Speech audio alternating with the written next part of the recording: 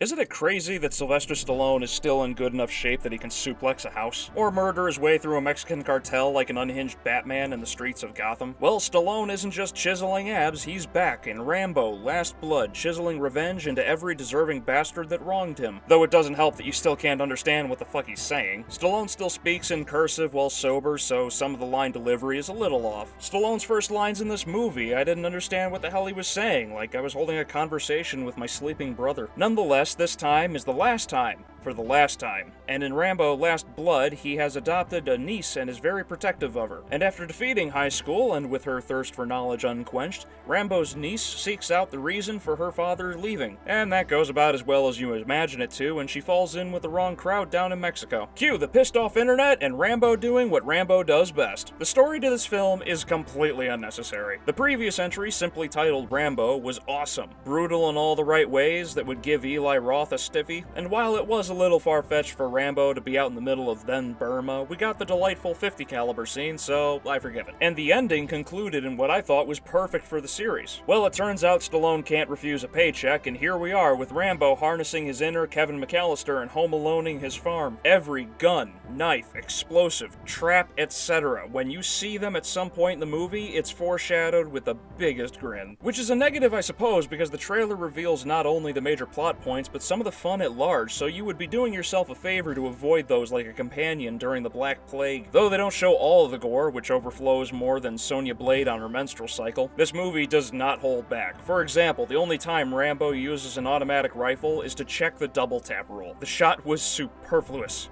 And I loved it. The pacing is nice and smooth. Got your slow moments for the emotional scenes that have the same successful impact as fighting a fire with a piece of paper, and the upbeat moments for when the fun gets going, because Rambo stacks more bodies than Jason Voorhees in any one film. And with the fun I had, this film felt like it was only an hour long. This movie is chopped up like a 3-course meal. There is no better way to say it. The end is a tad flimsy, like building the Golden State Bridge out of popsicle sticks, and perhaps it should have concluded the way it led us to believe that it would. And I could not care less for anyone else in this film. The heart of this film makes the choice to go down to Mexico and gets kidnapped. There are more red flags in the events leading up to her drugging than your government saying it will confiscate your guns. Rambo Last Blood was a breath of fresh air, and in a world where the pussification of everyone continues to increase like Stallone's gains, my confusion increases equally, as I don't understand why the fuck am I supposed to care about cartel members drugging and forcing innocent women into sex slavery.